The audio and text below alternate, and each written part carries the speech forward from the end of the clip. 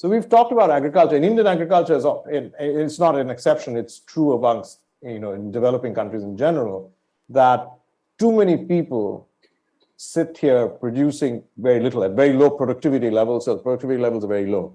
And so in some sense, what one would want is to get these people off the land into something else. Now, at a point where there is clearly likely lots of distress in that sector, could it have been, potentially create the push factor that may be required to get people off the ground? And if not, what is the impediment to that? What do you think? Look, let's be very clear about one thing. The most striking feature, and Yamini should have been, I think, a little more forceful when she said it.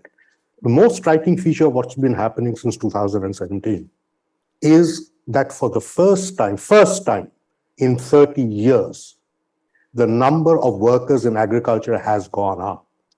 We saw 30 years of sequential decline of the number of people engaged in agriculture. It's gone up now, and it's not gone up by a small amount. It's gone up by nearly 50 million people, which is not a joke. And the important point is the one I wasn't as forceful about. It was slow, but there was a movement. It was moving in this direction, and now it's moving in that direction. So maybe we need a different starting point. Maybe the different starting point is, why is it moving in this direction? And because it's reversing, what is the impact that is likely to have on household willingness to give up on the 1 acre land that they have? It's the only subsistence, right? Like, even in the end, you saw a large number of workers that came into cities going back home. Part of the reason why they went back home is because that is the only source of subsistence, right? It's the only safety net. So what is the sociological impact of this reversal on willingness of families and households to make the kinds of choices and take the kinds of risks you need them to take in order to reverse the reversal and start moving forward, is a question that I don't think we've asked enough. But we should, because if I were to put myself in the place of that precarious worker who moves from off farm into what are precarious jobs. So, we know that the large amount of job creation that took place off farm, even in the peak growth years, took place largely in construction. These are precarious, informal jobs. We don't have robust safety nets, particularly outside of rural India.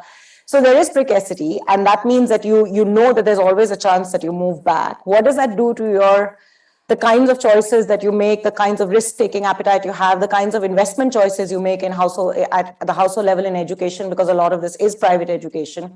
I think it's worth just asking some of these questions with a fresh perspective, because we are no longer in this trajectory. We suddenly started moving back. I don't know that there's any other country in the world that has necessarily started moving forward and then moved back consistently now for 3 years. Yeah, and in fact, one more dimension.